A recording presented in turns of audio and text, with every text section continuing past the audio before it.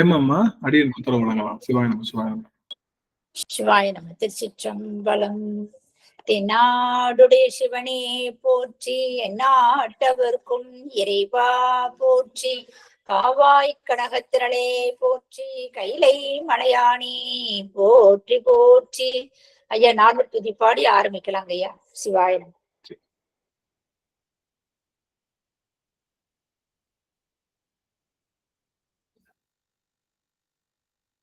தென்னாடுடைய சிவனே போற்றி, எந்நாட்டவர்க்கும் இறைவா போற்றி, காவாய் கனகத்திரளே போற்றி, கைலை மலையானே போற்றி போற்றி. திருச்சிற்றம்பலம். புலியர்கோன் வெப்பொழித்த புகழியர்கோன் கடல் போற்றி, ஆலிமிசை கல்மிதப்பில் அணைந்த பிரானடி போற்றி, வாழி திருநாவலூர் வன் தொண்டர் பதம் போற்றி, ஊழிவழி திருவாதமூரர் திருத்தாள் போற்றி, ஊழிமழி திருவாதமூரர் திருத்தாள் போற்றி. ஆடல் வல்லான் சொக்கநாதருடைய திருவருளும், அங்கேற்கண்ணி மீனாட்சியுடைய திருவருளும், மாணிக்க வாசருடைய குருவர்களும் ஒன்றாக சேர்த்து இந்த திருவாசக சிந்தனை அமர்வு என்ற நிலைக்களத்தை நமக்கு பரிசாக தந்திருக்கின்றது. அப்பேற்பட்ட குருவருளையும் திருவருளையும் அடியேன் மனம் மொழி மெய்களினாலே வழிபாடு செய்கின்றேன். மேலும் இங்கு குழுமி இருக்கக்கூடிய அத்துணை அடியார் பெருமக்களுடைய திருவடி தாமரைகளையும் அடியன் சென்னிமேல் சூட்டி மகிழ்கின்றேன். திருச்சிற்றம்பலம். சிவாயம் சிவாயம். திருவடி வணக்கம் சாமி. சொக்கநாதர் வெண்பா. ஆறுதலை இல்லை அடியேனுக்கு அன்பாக, தேறுதலை சொல்வார் சிலரில்லை, வேறெனக்கு திக்காரும் இல்லை சிவனே பழிக்கஞ்சி, சொக்கே நின்றாலே துணை, சொக்கே நின்றாலே துணை.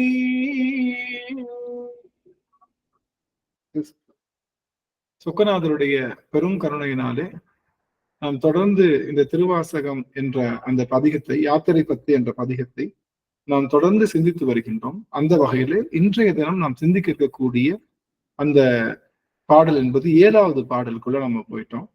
7வது பாடல் அப்படிங்கிற பாடல் தான் நம்ம இன்னைக்கு சிந்திக்க இருக்கிறோம். திருவாசகம் 45வது பதிகம் யாத்திரை 10. அதுல இன்னைக்கு நம்ம பார்க்க இருக்கக்கூடிய பாடல் 7வது பாடல், புது பாடல். நிற்பார் நிற்க நில்லா இவ்வுலகில் அப்படிங்கிற அந்த பாடலை தான் நம்ம இப்ப பார்க்க இருக்கின்றோம். அடியார்கள் கையில புத்தகம் இருந்தா எடுத்து வச்சுக்கலாம், இல்லாட்டினாலும் ஒன்றும் இது குறையில்லை. நமச்சிவாய் நமச்சிவாய். இப்போ இந்த நம்மளுடைய இந்த யாத்திரை 10 நமக்கு தருகின்ற செய்தி என்ன அப்படின்னு நம்ம பல வகையில பார்த்துக்கிட்டே வர்றோம். யாத்திரை அந்த ஒரே கருத்து தான், அனுபவாதீதம் உரைத்தல் அப்படின்னு சொன்னோம். அனுபவாதீதத்தை உரைத்தல், அதுதான் யாத்திரை 10னுடைய ஒரு ஒரு அருளாளர்கள் கொடுத்த தலைப்பு. இந்த அனுபவாதீதம் உரைத்தல் அப்படின்னா என்னன்னா, இறைவன் கிட்ட இருக்கக்கூடிய அனுபவத்தை அதிகமாக ஏற்படுத்தி அந்த அனுபவத்தின் மூலமாக நாம் ஒரு நல்வழியில நடக்கணும். அதுக்கு தான் அனுபவாதீதம் உரைத்தல். அப்போ எப்படி அந்த அனுபவத்தை பெருக்கிக் கொள்ளுவது அப்படிங்கிறது தான் இப்ப கேள்வி. சில முக்கியமான செய்திகள் எல்லாம் சொல்லலாம் அப்படின்னு நான் நினைச்சேன். நிறைய அடியார்கள் எதிர்பார்த்தோம். பட் இன்னைக்கு பார்த்து பரவாயில்ல, எந்த செவிகளுக்கு பெருமான் கொடுக்கணும்னு நினைக்கிறாரோ அந்த செவிகளுக்கு தான் கொடுக்க முடியும். சரி, இருந்தாலும் நம்ம இன்னைக்கு பேச ஆரம்பிக்கலாம். ஒரு நாத்திகன் இறைவனை அடைய முடியுமா? ஒரு பக்திமான் இறைவன் அடைய முடியுமா? யார் அடைய முடியும்? நீங்க தான் சொல்லணும். நாத்திகன் இறைவன் அடைய முடியுமா, இல்ல ஒரு பக்திமான் இறைவன், ஒரு பக்தி நெறியில இருக்கக்கூடியவங்க இறைவன் அடைய முடியுமா அப்படின்னு பார்த்தா நம்ம என்ன சொல்லுவோம்? எல்லா ஆன்மாக்களும் தான் இறைவனை அடையும். எல்லா ஆன்மாக்களும் தான் இறைவன் அடையும். அருமை அருமை அருமை. எல்லாரும் அடையலாம். இப்போ நம்மளுடைய அருளாளர்கிட்ட கேள்வி கேட்கும் போது நாத்திகனுக்கு இது இறைவன் அடைய முடியுமா அப்படின்னு கேட்டா, அடைய முடியுமா முடியாதான்னு சொல்லலாம். முடியும். எல்லா உயிர்களுமே அடைய முடியும். இப்போ இப்ப பக்தி செய்யறவங்க இறைவனை அடைய முடியுமான்னு கேள்வி கேட்டா அவங்க குழம்புறாங்க. பக்தியாளர்கள் இறைவனை அடைய முடியுமா அப்படின்னு கேட்டா அதுக்கு சரியான பதில் இல்லை. அடைய முடியும், அடைய முடியாது. இறைவனை எல்லா உயிர்களும் அடைய முடியும். அது அடையறதுக்காகத்தான் உயிர்கள் எல்லாம் பிறக்குது, உயிர்கள் எல்லாம் இருக்கு. ஆனா எளிமையா இறைவனை போய் அடைய முடியக்கூடிய ஒரு வழி, எளிமையாக இறைவனை அடையக்கூடிய வழி நாத்திகர்களுக்கு இருக்கா இல்ல அருளாளர் பக்திமான்களுக்கு இருக்கான்னு கேட்டா நாம என்ன கொஞ்சம் பதில் சொல்ல முடியல. எது, நாத்திகர்கள் கூட அடைஞ்சிடலாம் இறைவனை. ஆனா அந்த பக்திமான்கள் இறைவனை அடைய முடியுமான்னு கேட்டா டவுட் தான்றார். பக்திமான்கள் இறைவன், நாத்திகன் கூட இறைவனை அடைஞ்சிடலாம். இந்த பக்திமான்கள் எல்லாம் இறைவனை அடைஞ்சிட முடியுமா அப்படின்னு கேட்டா அது ஒரு பெரிய டவுட் தான். அது டவுட்டுக்குரிய பேசுங்க. என்ன அந்த பக்திமான்கள் செய்யறாங்க, என்ன பண்றாங்க அப்படின்னு பார்த்தோம்னா நிறைய நிறைய குளறுபடிகள் இருக்கு. நிறைய குளறுபடிகள் இருக்கு, நிறைய டிஸ்ட்ராக்ஷன் இருக்கு, நிறைய விதத்துல சிதந்து போறதுக்கான வாய்ப்புகள் இருக்கு. பக்தி இப்போ ஏற்கனவே நான் சொன்னதுதான். ஒரு ஒரு ஒருவர் பக்தி செய்யறாரு. ஆனா அந்த பக்தியில ஒரு சில தட்டுப்பாடுகள் இருக்கு. பக்தியில சில சில பல தட்டுப்பாடுகள்லாம் இருக்குன்னா அவங்களால அதை சரியா செய்து விட முடியாது. இப்ப இறைவனை அடைவதற்கான வழி எது அப்படின்னு பார்த்தோம்னா அது நாம் செய்கின்ற தவம். நாம் செய்கின்ற தவம் தான் இறைவன். அன்பு அன்பு மிக்கவர்களாக இருக்கிறது தான் இறைவனை அடைகின்ற சரியான வழி. இப்போ உங்க எல்லாருக்கும் புரியுற மாதிரி சொல்லணும் அப்படின்னா நம்ம ஒரு சைக்கிள் ஓட்டுறோம். நம்ம எல்லாரும் சைக்கிள் ஓட்டுறோம். ஏறி உட்காந்தாச்சு, ஹேண்ட்பாரை பிடிச்சாச்சு, பெடல் பண்றோம், வேக வேகமாக வீல்கள் சுத்துது, எல்லாமே சரி, எல்லாம் வச்சுட்டோம். சைக்கிள்ல ஏறிட்டோம், ஹேண்ட்பார் பிடிச்சிட்டோம், உள்ள உட்காந்துட்டோம், வீலை போடுறோம், எல்லாம் கர கர கர கரன்னு ஃப்ரண்ட் எல்லாம் சுத்துது, எல்லாம் ஃபாஸ்டா சுத்துது. ஆனா திரும்பி பார்த்தா எங்கேயுமே நகரல. திரும்பி பார்த்தா என்னாச்சு, எங்கேயுமே நகரல. சைக்கிள்ல ஏறி உட்காந்துருக்கோம், பெடல் போடுறோம், ஹேண்ட்பார் போடுறோம், எல்லாம் வேக வேகமா பெடல் போடுறோம், எல்லாம் நடக்குது. ஆனா சைக்கிள் ஒரு இன்ச்சு கூட நகரல. காரணம் என்ன?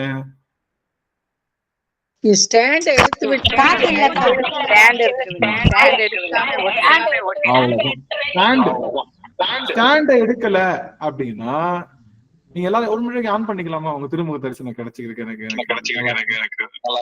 ஒரு முறை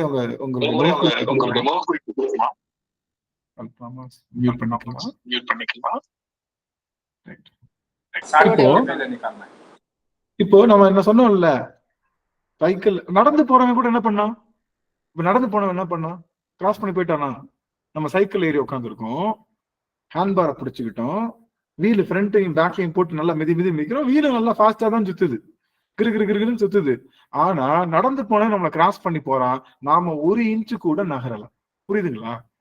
புரியுதுங்களா?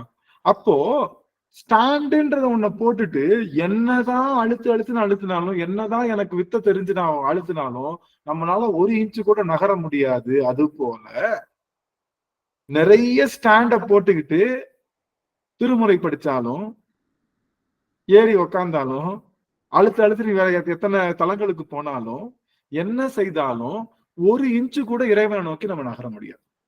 அப்போ நடந்து போனா பாருங்க, ஸ்டாண்டே இல்லாம. அவனுக்கு எந்த நம்பிக்கை இல்லை. அவன் தன்னுடைய காலை மட்டும் நம்பி இருந்தா அவன் நடந்து போயிட்டான். நாம என்ன நம்பி இருந்தோம்? இந்த சைக்கிள் மூலமா போலாம்னு நினைச்சிருந்தோம். ஆனா எதை எடுக்க மறந்துட்டோம்? ஸ்டாண்ட் எடுக்க மறந்துட்டோம். ஒரே இடத்துல போட்டு பெடல் பண்ணிக்கிட்டே இருக்கும், ஆனா போக முடியல. காரணம் என்ன அப்படின்னா இறைவன் இல்லைன்னு சொல்றவனுக்கு கூட தன்னுடைய முயற்சியில அவன் என்னமோ அன்புல நடந்து ஏதோ செஞ்சு போயிடலாம். ஆனா இறைவன் இருக்காரு, பக்தியின் மூலமாக போகலான்னு நினைச்சவங்க தான் சைக்கிள்ல ஏறி உட்காந்து அழுத்தினாலும் ஸ்டாண்ட போட்டு அழுத்திட்டு இருக்கிற மாதிரி நமக்குள்ள பல ஸ்டாண்டுகளை போட்டுட்டு இறைவனை நோக்கி என்ன அழுத்தினாலும் இறைவனை நோக்கி பயணம் செய்வது என்பது, இறைவனை நோக்கி ஒரு இன்ச்சு கூட நகராமல் இருப்பது நாத்திகவாதிகளை விட பக்திமான்களே. புரியுதுங்களா? ஆக இந்த பக்தி மார்க்கத்துக்குள்ள வந்ததுக்கு அப்புறம் நமக்குள்ள என்ன இருக்கக்கூடாது? எந்த பிளாக்ஸும் இருக்கக்கூடாது, எந்த ஸ்டாண்ட்ஸும் இல்லாம நீங்க மெதுவா அழுத்தினா கூட நீங்க இறைவன்கிட்ட கொண்டு போய் சேர்த்துட முடியும். ஆக இறைவனை அடைகின்ற அந்த பாதையில பிளாக்கேஜஸ் இல்லாம பாத்துக்கணும், அடைப்புகள் இல்லாம தடுப்புகள் இல்லாம பாத்துட்டாதான் நீங்க பக்தி என்ற ஒரு சைக்கிளை ஏறி அழுத்தி இறைவனை நோக்கி பயணிக்க முடியும். ஆனா பக்தி பிளாக் இருக்கிறப்போ நீங்க தண்ணி அதிகமா இருக்கு, என்ன பண்ணலாம்? நிறைய தண்ணி அதிகமா போகுது, சைக்கிளை வச்சு ஓட்டிட்டு போக முடியுமா? தண்ணி அடிச்சுட்டு ஓடுது, என்ன பண்ணுவோம்? அப்பெல்லாம் என்ன பண்ணுவோம்? என்ன பண்ணிடுவோம்?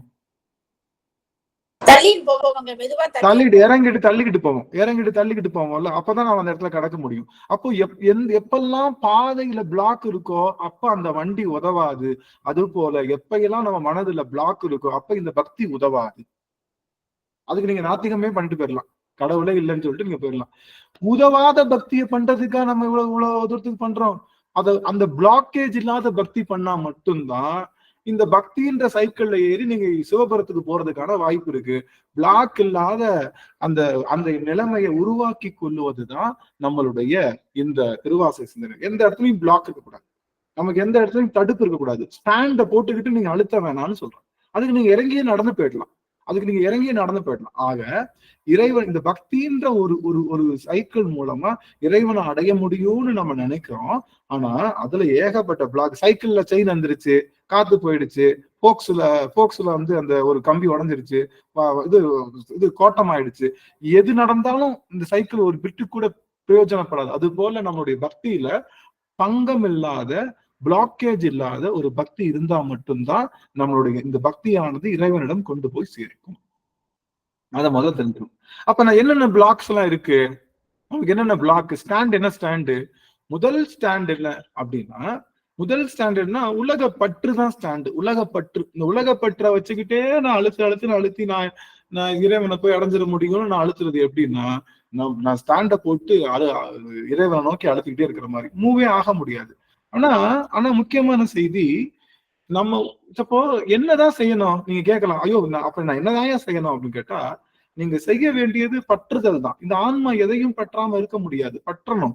ஆனா பற்றுக்கிறப்போ இன்னொன்னு விட்டுதான் நம்ம பிடிக்கணும். இது உலகத்தை விட்டு இறைவனை பிடிக்கக்கூடிய அந்த டிரான்சிஷன், அந்த டிரான்ஸ்பர்மேஷன் தான் நாம இத நம்ம என்ன சொல்றோம் அப்படின்னா, அந்த டிரான்ஸ்பர்மேஷன் தான் இந்த பக்தியினுடைய முக்கியமான வெளிப்பாடு. அது இல்லாம நீங்க என்ன பண்ணாலும் நீங்க எல்லாம் என்ன பண்ணிட்டு இருக்கீங்க?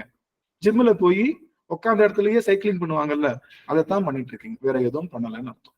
அப்போ அதுக்கு நீங்க அதுக்கு டைம் வேஸ்ட் பண்ணாம வேற ஏதாவது பண்ணிட்டு இருக்கலாம், ஒன்னும் பிரச்சனை. அடுத்த பிறவியோ அதுக்கு அடுத்த பிறவியோ இல்ல 2 கோடி பிறவியோ கண்டிப்பா நம்ம வரத்தான் போறோம். இந்த பிறவியில நம்ம கொஞ்சம் ஜாலி பண்ணிக்கலாம்ல.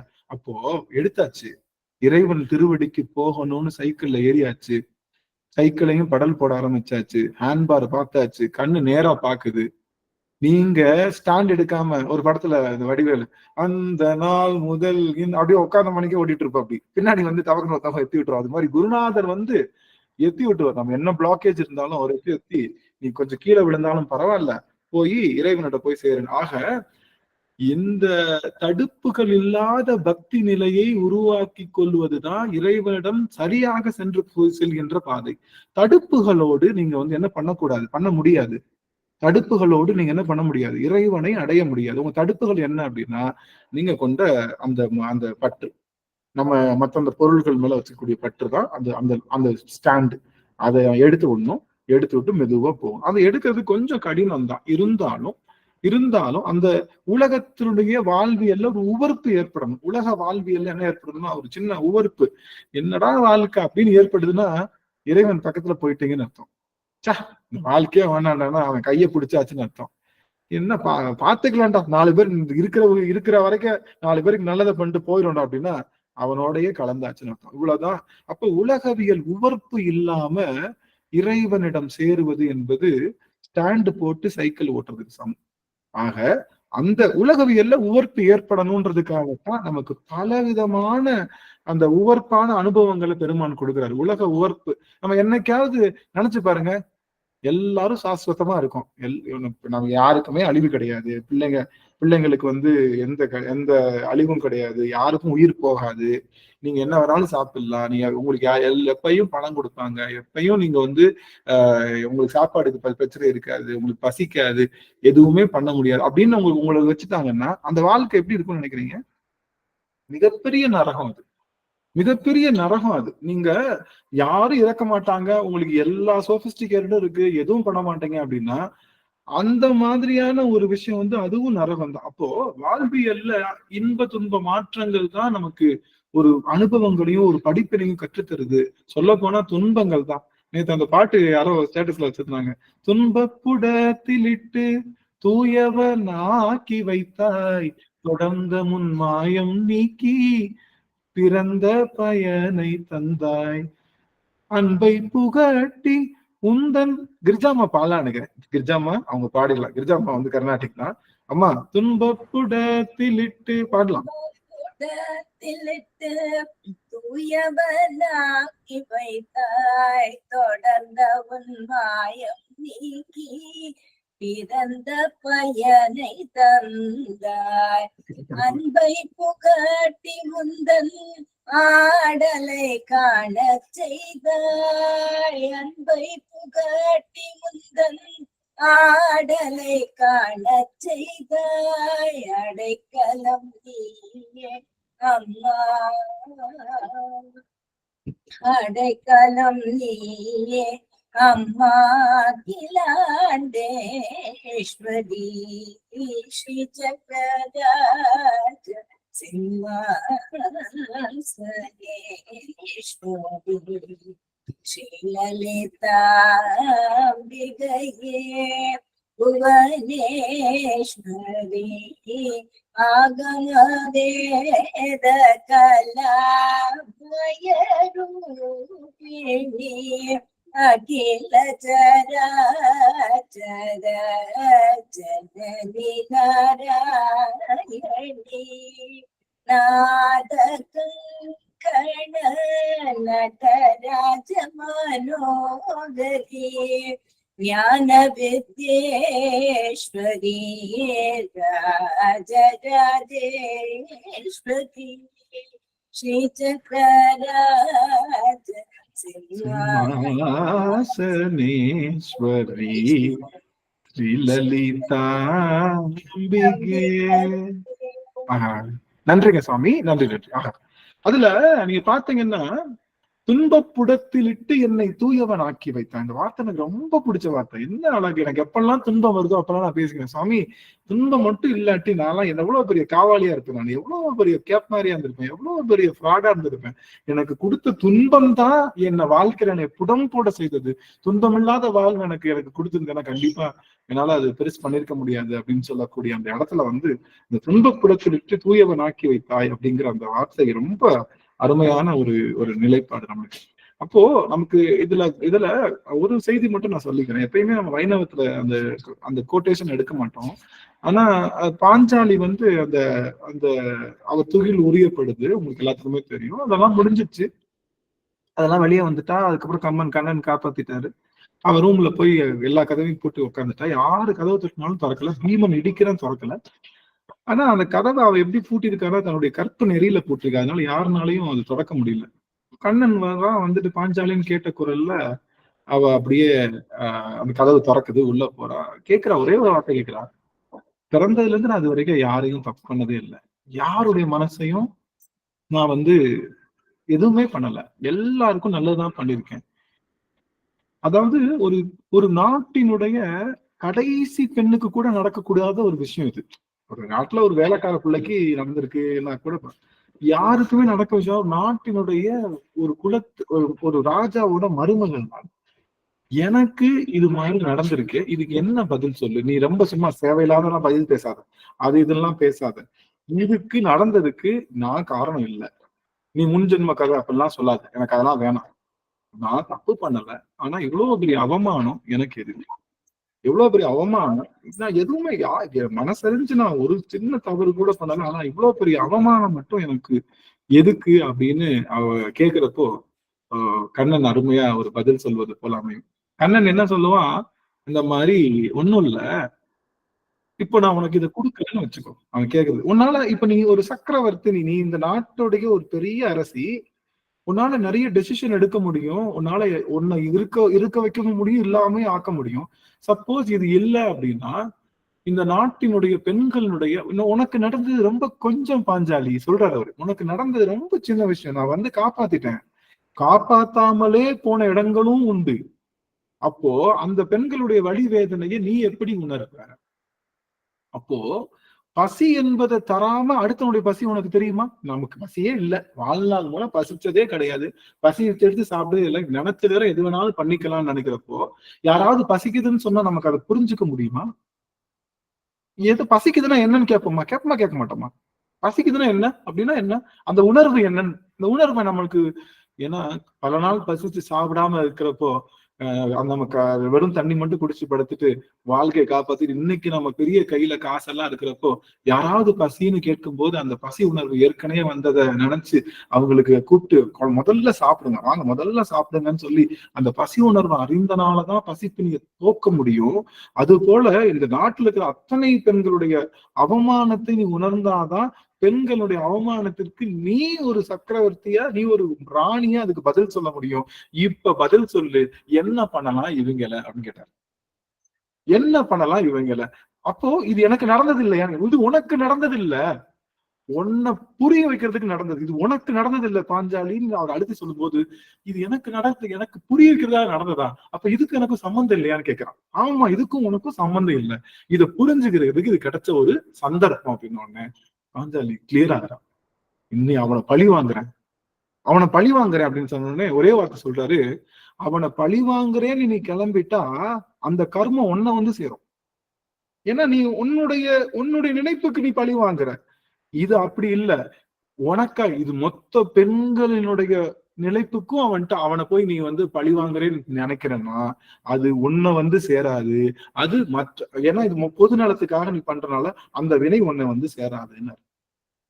அப்போ எல்லாருடைய வினையை அறிந்து கொள்வதற்காக துன்ப புடத்துல உன்னை போட்டேன், நீ உனக்கு நடந்ததா நினைச்சிட்டு அதை நீ வந்து எதிர்கொள்ளாம அது எல்லா பெண்களுக்கும் நடக்கின்ற ஒரு செய்தியா எடுத்து நீ அதை வந்து முன்னெடுத்து வச்சேன்னா நீ அந்த அவமானத்துல இருந்து தப்பிச்சிடலாம், இவனை அழிக்கின்ற வினையிலிருந்து தப்பிச்சிடலான்னு சொன்னார். என்ன அழகு பார்த்தீங்களா, என்ன அழகு பாருங்க.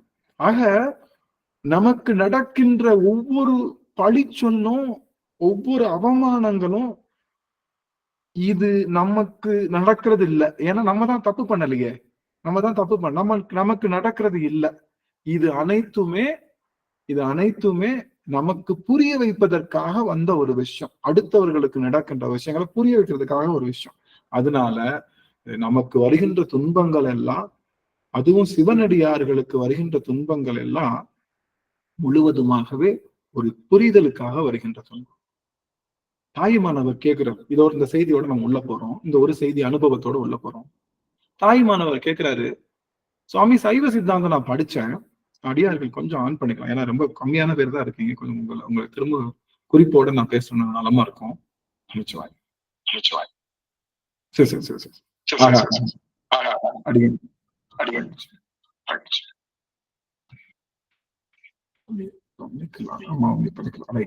இப்போ ஓகே, இப்போ நம்ம முக்கியமான செய்தி, தாய்மானவர் கேட்கிறாரு சித்தாந்தத்துல, சுவாமி நான் உன்னை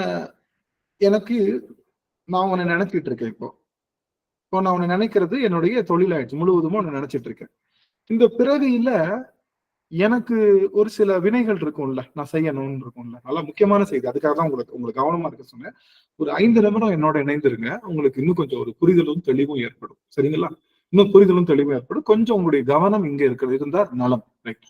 என்ன அப்படின்னா கேட்கிறாரு, இந்த மாதிரி அம்மா வந்து ஐயா வந்து கேட்கிறாரு, ஐயா இந்த மாதிரி உன்னையே நான் நினைச்சிட்டு இருக்கேன், ஆனா இந்த பிறவிக்கும் ஒரு வினை உண்டு இல்லையா, இந்த பிறவிக்கும் ஒரு வினை உண்டு. அப்போ நான் உன்னையே நினைச்சுக்கிட்டு இருக்கிறப்போ எனக்கு இன்னொரு வினை வருது, அந்த வினையை நான் ஏத்துக்கிட்டா உன்னை நினைக்க முடியாம போயிடுமே. இப்ப உன்னை நினைக்கிறதா இல்ல இந்த வினைக்கான பணியை செய்யறதா, நீ அதை சரியா சொல்லு அப்படின்னு சாமிகிட்ட கேட்கிறாரு. சாமி சொல்றாரு, ஏன்பா டைரக்டா கேட்டுற வேண்டியதானே, சிவனை நினைப்பவர்களுக்கு பிராரத்த வினை இருக்கா இல்லையா டைரக்டாவே இருக்கு. பிராரத்தம்னா இப்ப நம்ம எடுத்துட்டு வந்த வினை. சிவனை நினைப்பவர்களுக்கு பிராரத்த வினை இருக்கா இல்லையா அப்படின்னு கேட்க வேண்டியதுதானே அப்படின்னு சொன்னா முக்கியமான செய்தி. ஒரு சிவனை நினைச்சுக்கிட்டே இருக்கோம், திடீர்னு நம்ம அனுபவிக்க வேண்டிய வினையும் வருது. ஆனா சிவனை அனுபவிக்க வேண்டியதும் நம்ம எடுத்துட்டு வந்த பிராரத்தம் தான். அதுவும் நம்ம எடுத்துட்டு வந்த பிராரத்தம் தான். சிவனை நம்ம அனுபவிக்கணும்ன்றது போன பிறவில நம்ம எடுத்துட்டு வந்த பிராரத்தம் தான். இப்ப திடீர்னு வேற வினையை செய்யணும்னு வருது. இது எப்படி எடுத்துக்கிறது அப்படின்னா ஒரு உதாரணத்தின் மூலமா விளக்கலாம். இப்போ பிள்ளை படிக்கவே படிக்காது. நல்லா கவனிச்சுக்கோங்க, நல்லா கவனிங்க. பிள்ளை படிக்கவே படிக்காது. சரியான எப்ப பார்த்தாலும் வெயிலே ஆயிட்டு இருக்கோம். அது என்ன பண்ணிட்டு இருக்கு, 10th எக்ஸாம் வந்துருச்சு, மெயின் எக்ஸாம் வந்துருச்சு. என்ன பண்ணிடுச்சு, எப்படியாவது பாஸ் ஆகணும்னு நைட்டு உட்காந்து படிக்குது.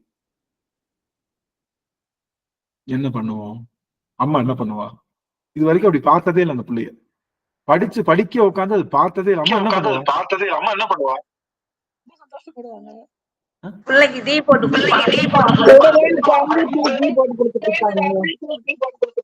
நல்லா படிக்கணும்னு பிடிச்சத உதவி செய்யணும். ரைட் ரைட், முக்கியமான செய்தி.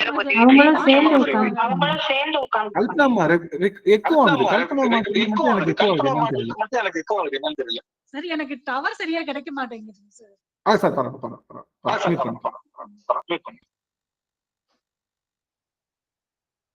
ரொம்ப சந்தோஷப்படுவாங்க, ரொம்ப ஆச்சரியப்படுவாங்க. ஆஹா, இப்பவாவது நல்ல இது வந்திருக்கே அப்படின்னு சொல்லிட்டு. சிறப்பு. இப்போ முக்கியமான செய்தி வந்து நான் முக்கியமா அப்போ படிக்காத புள்ள 10th எக்ஸாமுக்கு உட்காந்து படிக்க முயற்சி பண்ணும் போது அம்மா என்ன பண்ணுவா? முதல்ல இந்த புள்ள எதுலெல்லாம் கெட்டு போச்சோ அதெல்லாம் கட் பண்ணுவா. முதல்ல டிவி ஆஃப் பண்ணிடுவா. இனிமே நம்ம டிவி போடக்கூடாது. அவளுக்கு ரொம்ப பிடிச்சிருக்கும். அந்த பிள்ளை டிவி பார்க்கும், போட்டா டிவி உட்காந்து பாத்துருமே, டிவி ஆஃப் பண்ணுவா, கேபிள கட் பண்ணுவா, எல்லாத்தையும் கட் பண்ணிக்கிட்டே இருப்பா. கட் பண்ணி அந்த பிள்ளை படிக்கிறதுக்கான ஏதுவான சூழலை செஞ்சு கொடுப்பா. அது போல நல்லா கவனிக்கணும். அது போல இத்தனை பிறவிகளாக சிவநாமத்தை சொல்லாத இந்த ஆன்மா, இத்தனை பிறவிகளாக சிவ சிந்தனையை சொல்லாத இந்த ஆன்மா நெஞ்ச முருகி நேற்று 21 முறை நமச்சிவாய மந்திரத்தை சொல்லுச்சே. இது இப்படியே கண்டினியூ பண்றதுக்கு நம்ம என்ன பண்ணலாம்? இதுக்கு எதெல்லாம் இடையூறாக இருக்கின்றதோ, இதுக்கு சிவத்தை அடைகின்ற எதெல்லாம் இடையூறா இருக்குதோ அதெல்லாம் அவ வந்து அவ களைவது போல சிவபெருமான் தாயுமானவனாக இறங்கி அவனை ஒரு முறை நினைக்க தொடங்கிட்டோம் அப்படின்னா அவன் தன்னுடைய வாழ்நாள்ல இந்த பிள்ளைய நம்மளை எப்படி நினைக்க வைக்கலாம்னு சொல்லி கட் பண்ணுவோம். அப்படி கேபிள கட் பண்ணுவோம். அப்படி அந்த தேவையில்லாத அந்த விளையாட்டு போகும்ல, இது ரொம்ப பிடிச்சிருக்கும். நீங்க சிவபெருமான நெருங்கும் போது உங்களுக்கு பிடிச்சதெல்லாம் உங்களை விட்டு விலகிக்கிட்டே இருக்கும். நீங்க பாத்திருக்கீங்களான்னு தெரியல, உங்களுக்கு ரொம்ப பிடிச்சதெல்லாம் உங்களை விட்டு விலகும். ஏன்னா அந்த பிடிச்சதுலயே போய் இது திரும்ப தன்னை நினைக்காம இந்த கிடைச்ச ஒரு பிறவியை வேஸ்ட் பண்ணிடும்ன்றதுக்காக அந்த கேபிளை கட் பண்ணி எல்லாத்தையும் கட் பண்ணிட்டே இருப்பாங்க. அது குழந்தைக்கு வலி கொஞ்சம் கடுமையா தான் இருக்கும். குழந்தை என்னடா அம்மா நான் ஒரு மணி நேரம் படிச்சுட்டு நான் கேபிள் டிவி பாத்துக்கிறேன். இல்ல ராஜா, இந்த ஒரு மாசம் மட்டும் எதுவும் பார்க்காம இத படிச்சிருக்காங்கமே, இதை மட்டும் எப்படியோ பாஸ் ஆயிட்டேன் அப்படின்னா கண்டிப்பா என்ன வந்துடும், ஏதோ பாஸ் பண்ணிடுவா, ஏதோ பண்ணிடலாம், ஒன்னும் பிரச்சனை இல்லை.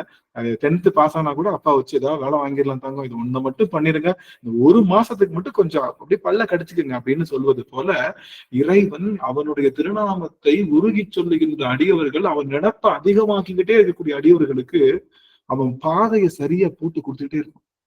அவன் உங்களுக்கு வருகின்ற இடையூறுகள் எல்லாத்தையும் அவனே தாங்கி கொண்டு, அந்த இடையூறுகளுக்கான செய்திகள் அவனே தாங்கி கொண்டு அவன் உங்களை முழுவதுமாகவே அந்த வினையிலிருந்து பிராரத்தவிலிருந்து நீக்கி கொண்டுவான். போன அமர்வுல ஆகாமியத்திலிருந்து நாம் நீக்கி கொள்வது எப்படின்னு சொன்னோம். இந்த அமர்வுல பிராரத்த வினையிலிருந்து, ஆகாமியனா வருவினை எப்படி நீக்கிக் கொள்ளணும்னு சொன்னோம். வருவினை வராம தடுக்கிறதுக்கு என்ன பண்ணோம்? அடியாரோட தேர்ந்தெடுக்கணும்னு சொன்னீங்க. அடியாரோட தேர்ந்தெடுக்கணும். பூப்புனைவு, புகழ்கள், அதுக்கப்புறம் இதெல்லாம் செய்யறப்போ பெருமானுடைய திருவிந்தெழுத்த புந்தியிலேயே சொல்லுகின்ற ஆற்றல்,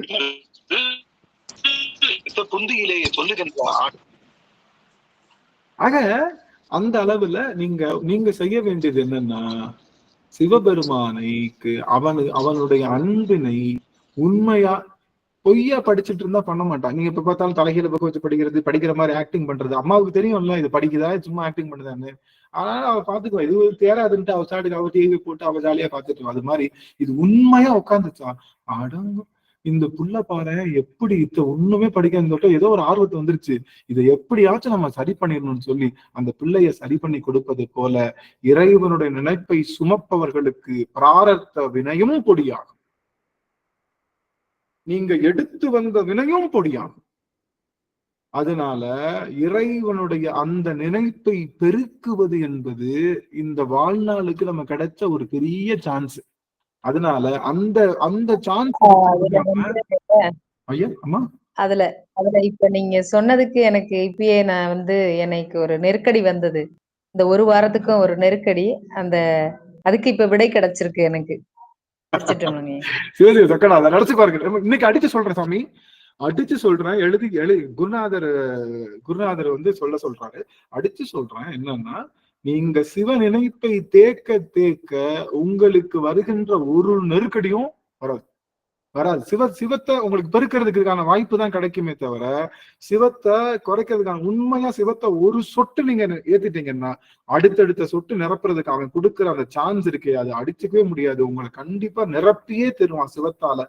அதனால சிவ நினைப்பை ஏற்றுக்கொள்வது, சிவ நினைப்பை பெருக்கிக் கொள்ள நினைப்பதுதான் நாம இந்த பிறவியில தேவையில்லாத வினையெல்லாம் வர வேண்டியது இருந்துச்சுல. நம்ம டிவி பார்க்கணும், கேரம் போர்ட் விளையாடணும், கபடி விளையாடணும், பக்கத்து வீட்டுக்காரனோட கதை பேசணும், குட்டி சவத்துல உட்காரணும்ன்ற அந்த வினையெல்லாம் எப்படி அம்மா அங்கெல்லாம் போகக்கூடாது, இனிமே நீ படிக்க ஆரம்பிச்சுட்டு அங்கதான் இங்கதான் இருக்கணும்னு சொல்லி ஒரு கேட்டை போட்டு அவ நம்மளை பார்த்துட்டு நம்மளை எப்படியாவது பாஸ் பண்ண வைக்கிறாளோ, அது போல மற்ற எல்லா வினைகளையும் இறைவன் விழுங்கி நம்மை காப்பான். அதனால இறைவனுடைய அந்த நினைப்பை பெருக்குகின்ற வேலையை மட்டும் நீங்க தெளிவா செய்யுங்க. நீங்க வந்தா மட்டும் போதும், மித்த எல்லாத்தையும் நாங்க பாத்துக்கிறோம்னு சொல்லி இறைவன் எல்லாத்தையும் செய்ய காத்திருக்கான். அவன் கட் பண்ணுமா, பிடிச்சதெல்லாம் அதுக்குதாங்க ஐயா இப்ப பேரப்பிள்ளை வந்திருக்கிறாங்க, கிளாஸ் அட்டன் பண்ணிட்டு அங்க திட்டுறாங்க. இது நீங்க மன்னிக்கணும், இங்க இருக்கேன், அந்த அம்மா பால்காரம்மா கால் பண்ணு. ஃபிக்கர் ಏನೇ ಎಲ್ಲ ಬೈತಲ್ಲ ಅಹುನ್ನ ಏನೇ ನಗ ಏನೇ ಬೈತಲ್ಲ சாவ் சாவ். ஆக முக்கியமான செய்தி, நம்ம ஐயா நீங்க ஒரு சின்ன கேள்விங்கய்யா, எல்லாம் சரிதாங்கய்யா. நமக்கு ஒரு 35 வயசுக்கு முன்னாலாம் நம்ம நிறைய வினை செஞ்சிருப்போம், நமக்கு தெரியாமலே செஞ்சிருப்போங்கய்யா. இப்ப அந்த பரீட்சைக்கு படிக்காமலே இருந்திருக்கோம். நீங்க சொன்ன உதாரணம் அதுக்கு சரியா இருக்குது. ஆனா இப்ப அம்மா உக்காந்து படிக்க வச்சு நல்ல பாச நிலைக்கு கொண்டு போறாங்க இல்லையா? அதே மாதிரி இப்ப நம்ம சிவகடையில இப்ப சிவனையே நினைச்சு வழிபாடு செய்யறோம், பூ கட்டுறோம், தொடுக்கிறோம், உழவார படிச்சுறோம், எல்லாம் செய்யறோம். அப்ப இப்ப இருக்கிற அந்த பிரார்த்தனை விட கழிஞ்சிருமா? போய் சேராதா? ஆகாமில போய் சேரதானே செய்யும். இல்ல இல்ல இல்ல இல்ல இல்ல இல்ல இல்ல இல்ல இப்ப நீங்க ஆகாமியம்ன்றதான் வருவினைனா எக்ஸ்ட்ரா நம்ம எக்ஸ்ட்ரா ரியாக்ட் பண்ண போறதே இல்ல. ஏதாவது ஒருத்தர் நம்ம திட்டான்னா ஆமா இல்ல போன பிறவியில நம்ம திட்டிருக்கோம் போடாடி அப்படின்னு சொல்லிட்டு போயிட்டோம்னா ஆகாமியம் வரப்போறது இல்ல. இப்ப இந்த பிறவியில எடுத்துட்டு வந்த வினை இருக்குல்ல, டிஃபன் பாக்ஸ், அதையும் நமக்கு பசிக்கலன்னு சொன்னோடனே அவன் என்ன பண்ணிட்டான், பிள்ளைக்கு நிறைய சாப்பாடு கொடுத்தா தூங்கிரும் படிக்காதுன்னு சொல்லிட்டு 4 இட்லி அவன் தின்னுட்டு 2 இட்லியை மட்டும் கொடுத்து கொஞ்சம் அப்பப்ப டீயை கொடுத்து நம்மளை பாதுகாத்துக்கு வந்துருவான். அதனால நான் என்ன சொல்ல வரேன்னா, சொல்ல வந்த கருத்து என்னன்னா, சிவ நினைப்பை பெருக்குவதனாலே ஆகாமிய வினையும் பிராரத்த வினையும் போயிடும். சரி, அந்த இடத்துல சஞ்சித வினைன்னு ஒரு விண்ணளவு அடுக்கிய விறகு மாதிரி இருக்கே, நான் பல பிறவிகளை செஞ்ச வினையெல்லாம் கொட்டியிருக்கேன்னா அது குருநாதர் எரிச்சுவர். குருநாதர் வந்துட்டாருன்னா அந்த வினை இல்ல. குருநாதர் என்னைக்கு நமக்கு வந்துட்டாரோ, குருநாதர்னு ஒருத்தர் நினைச்சு நீங்க உட்காந்து தியானம் பண்ணி குருநாதர் திருவடியை வழங்க ஆரம்பிச்சுட்டீங்களா, அப்பவே அது சுக்கா எரிஞ்சிருச்சு. அது எது? அந்த மலை போல இருந்த பல பிறவிகளை செய்த வினை எரிஞ்சிருச்சு. சாமி டிஃபன் பாக்ஸ்ல போட்டு கொடுத்த வினை இருக்குல்ல, அது நமக்கு அவனுடைய நினைப்பை நினைக்க இந்த பிள்ளை எப்படியாவது கொண்டு போயிருவோம், அதையும் குறைச்சிருவான். அடியார்கள் சார்பில் இருக்கிறப்போ ஆகாமிய வினையும் போயிடும். ஆக 3 வினைகளையும் எரிச்சிட்டோம்னா நமக்கு என்ன சாமி இருக்கு? அப்ப எல்லாத்துக்கும் வரப்புயரன்னு சொல்லி நம்மளுடைய அவ்வை பாட்டி சொன்ன உடனே வரப்புயர்ந்தால் நீர் உயரும், நீர் உயர்ந்தால் நெல்லுயரும், நெல்லுயர்ந்தால் குடியுயர்ந்தால் கூண் உயர்வான்னு சொல்வது போல சிவ நினைப்பை பெருக்கிக் கொள்வதனாலே உங்களுக்கு எல்லா விதமான நலங்களும் வரும். அப்படின்னா அந்த நினைப்பை பெருக்குவதில் என்ன நமக்கு தடை இருக்கு? என்ன தடை? ஏற்கனவே சொன்னோம், நம்ம ஸ்டாண்ட போட்டு சைக்கிள் ஓட்டுற மாதிரி நம்ம எதுவும் பண்ணோம். ஆக இறைவனுடைய நினைப்ப ஒரு சொட்டாவது தினமும் பெருக்குங்க. உண்மையாக அதுதான் நான் சொல்ல வரேன், பொய் எல்லாம் கிடையாது.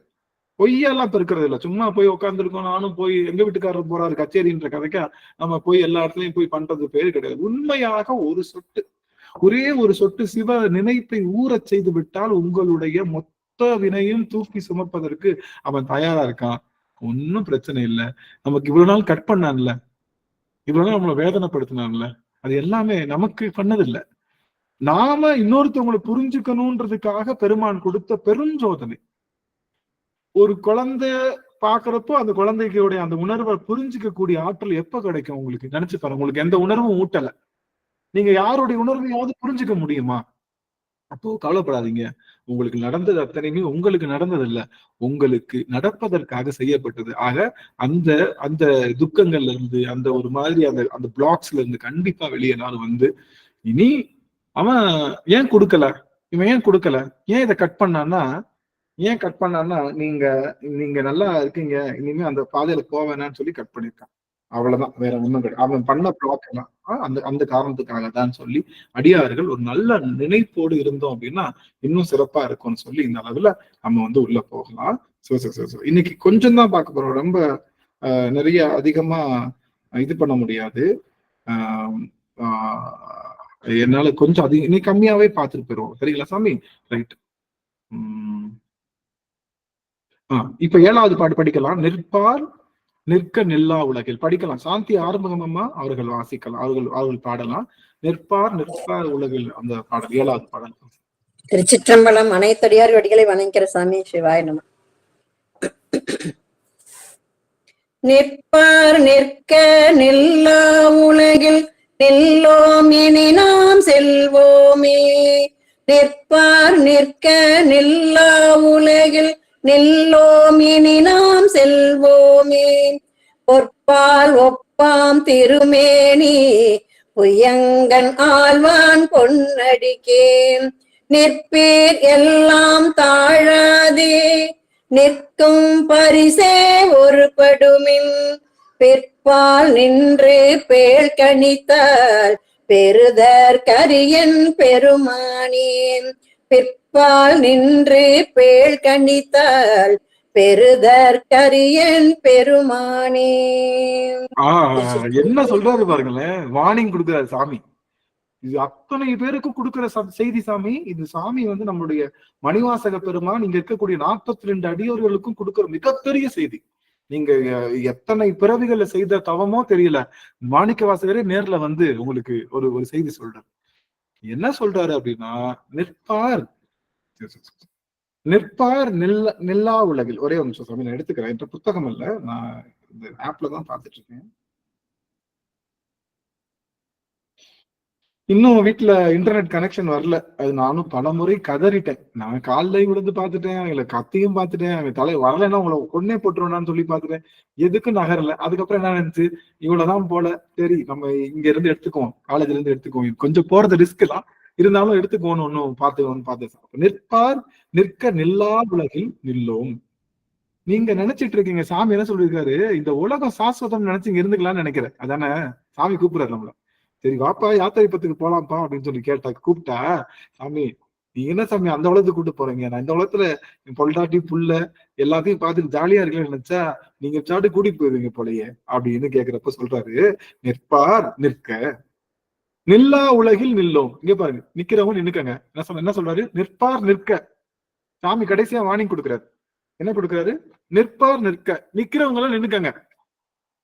நில்லா உலகில் நில்லோம். இது என்ன உலகு? இது நிலையில்லாத உலகு.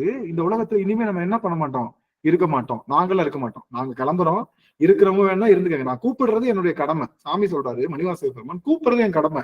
இல்லன்னு தயங்கி நிக்கிறவன், நானும் தயங்கி நின்னேன். எங்க சிவபெருமான் கூப்பிடுறப்போ தயங்கி நின்னேன். அவன் என்ன விட்டுட்டு போயிட்டான். எங்க போயிட்டான், ஒரு பொதுவினில் வருக அப்படின்னு சொல்லி என்னை விட்டுட்டு போயிட்டான். வர 7ஆம் தேதி சாமியை கூப்பிடுற. அப்படி இன்னைக்கு 5 இல்ல, 7ஆம் தேதி சாமியை கூப்பிட்டுக்கிற. அப்படி நம்ம சாமிய, நம்மளுடைய மணிவாசக பெருமான 7ஆம் தேதி கூப்பிடுற. அப்படி அப்போ இது குருபூசை, நம்மளுடைய மணிவாசக பெருமானுடைய குருபூசை 7/7 இந்த மாசம். அதனால அதையும் நம்ம சொல்லி மகிழ்கின்றோம். அப்போ என்ன சொல்ற, நிற்பார் நிற்க, நிக்கிறவங்க நின்னுக்கங்க. நில்லா உலகில் நில்லோம். இந்த உலகம் நிலையில்லாதது, இது நில்லா உலகம். யாருக்காவது நிக்குதா இந்த உலகம்?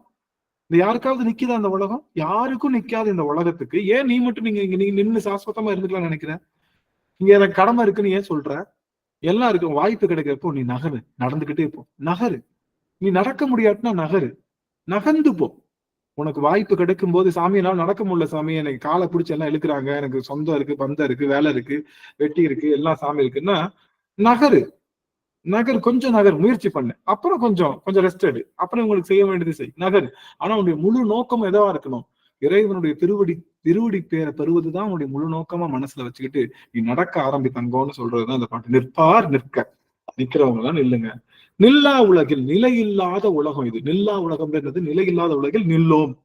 இப்போ நான் ஏற்கனவே போன அமர்வுல சொன்னதுதான். சரி, இப்ப கரெக்டா சொல்றீங்களான்னு பாக்குமா? இப்ப கரெக்டா சொல்றீங்களா? நிறைய தடவை அந்த கேள்வி கேட்டிருக்கேன், இருந்தாலும் இப்ப கரெக்டா சொல்றீங்க. ஏன்னா என்னுடைய என் வேலை அதுதான். சரி, நமச்சிவாய மந்திரம் எதுக்கு சொல்றோம்?